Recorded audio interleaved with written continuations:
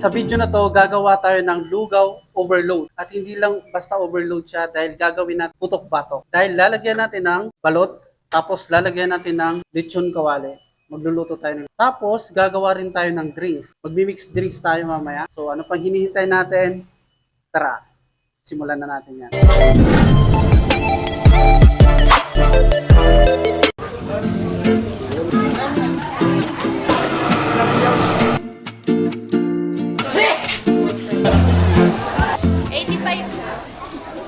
Sukli mo po, 15.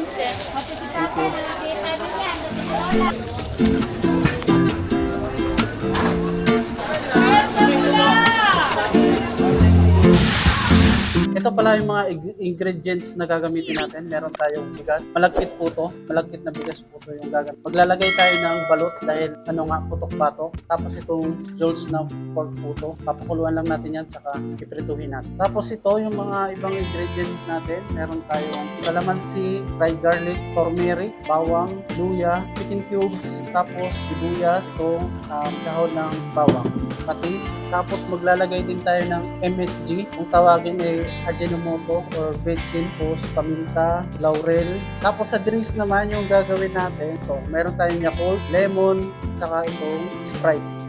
Simulan na natin yung pagluluto.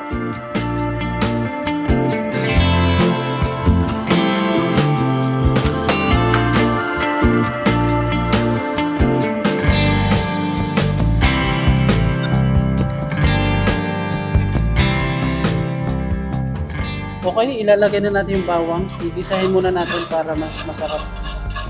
Tapos ilalagay natin yung luya. Ilalagay din natin yung sibuyas. Tapos gigisahin din natin yung bigas. Tansyahin nyo na lang po kung gaano karami yung ilalagay yung bigas. Medyo marami yung lulutuin natin dahil papakainin natin yung mga bata. Tapos, maglalagay na tayo ng paminta. Tapos, lalagyan na natin ng tubig. Maglalagay po tayo ng patis para pampalasa. Tansyahin nyo na lang po kung gaano karami. So, na gagawin natin, ilalagay na natin yung tubig. Tapos, lalagyan natin ng turmeric. Next na gagawin natin is papakuluan natin yung pork. Jolts lang po ito. Mga nasa may kalahating kit. Tapos, yung ingredients na ilalagay natin, maglalagay tayo ng laurel, paminta, asin, maglalagay tayo ng patis. Tapos papakuluan lang natin yan ng 1 hour. Next na gagawin natin is magluluto tayo ng balot. Sa pagluluto ng balot is 45 minutes lang po or 15 minutes. Luto na po yan. Tapos maglalagay tayo ng asin. Para may lasa yung sabaw kasi hihigupin muna natin sa bago natin balot para hindi sagi.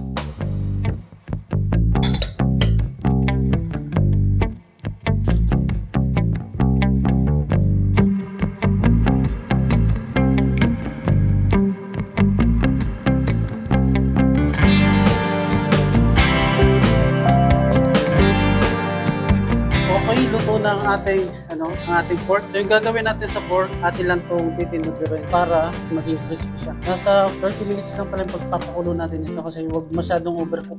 Dahil pag na-overcook siya, malulusaw siya. Hindi siya mapiprito ng maayos. Tapos, pahira natin ng asin. Saka natin hatiin. So, pwede na natin itong iprito. Sa pagluluto ng lechon kawali, kailangan po mas maraming mantika, mas maganda po luto. Hindi po tayo masyadong baliktad ng baliktad dahil lubog na lubog po siya sa mantika. Okay, next na gagawin natin, mag-mix na lang tayo ng drinks, tapos mag-plating na tayo mamaya, tapos kakain na. So, ganito lang yung gagawin natin. Yung mga ingredients natin, meron tayong Yakult, tapos yung Sprite pala, tapos ice. So, ganun lang kasimple. Ilagay natin yung ice sa kitchen. Tapos, lagyan natin ng tatlong Yakult. Yan. Lalagyan lang natin ng Sprite. So, ganun lang kadali guys. Meron na tayong mixed drinks. Okay, luto na ang ating balot. So, babalatan na natin. Pero bago natin ilagay ito sa kailangan igupin muna natin. Ganda niya guys. Dahil balot sa puti. Lalagyan natin ng asin. Sayang naman yung sabaw. Ang halmal ng balot ngayon tapos sasayangin naman yung sabaw. Cheers guys. Saktong-sakto yung balot niya kasi balot sa puti.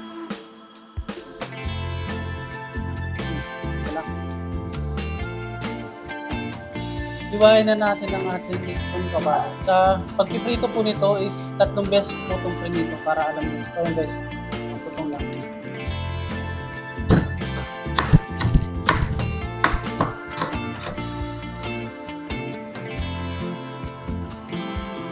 Okay, magsasandok na tayo ng lugaw. Sobrang lapot nito guys dahil malagkit na bigas yung ginamit. Okay, maglalagay na tayo ng kawali. Okay, tapos na ang ating lugaw overload, putok bato. May balot siya, lumubog na yung ibang balot kasi lalagyan na natin ng spring onion.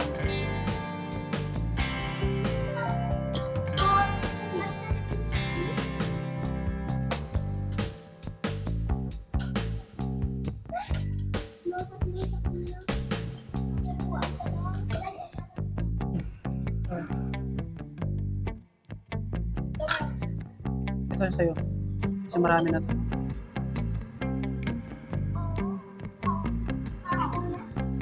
Sarap ba? Salamat. Pero okay lang. Overload yan.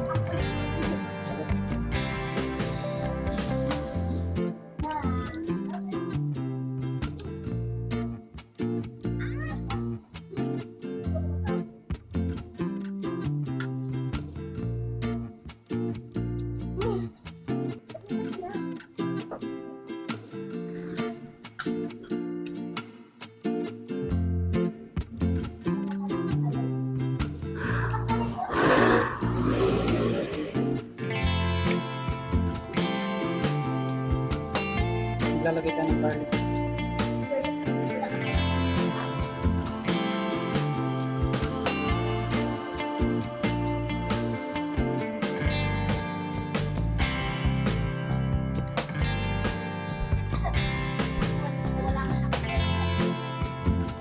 Tapos, konting ba?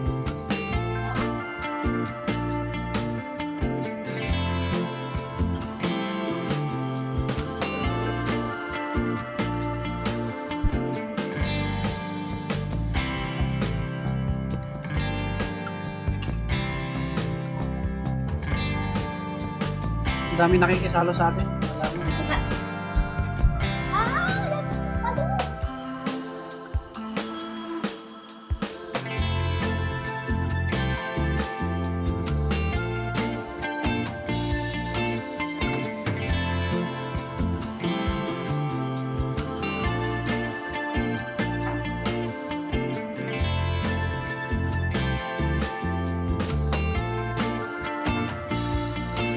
Wala na tayong bus.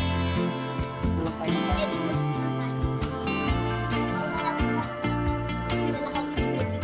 Kuha pa kayo ng kabas.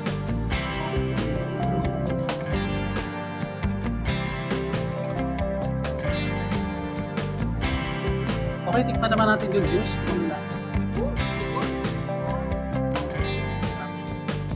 Lagi dito sila nakakawala ng umay.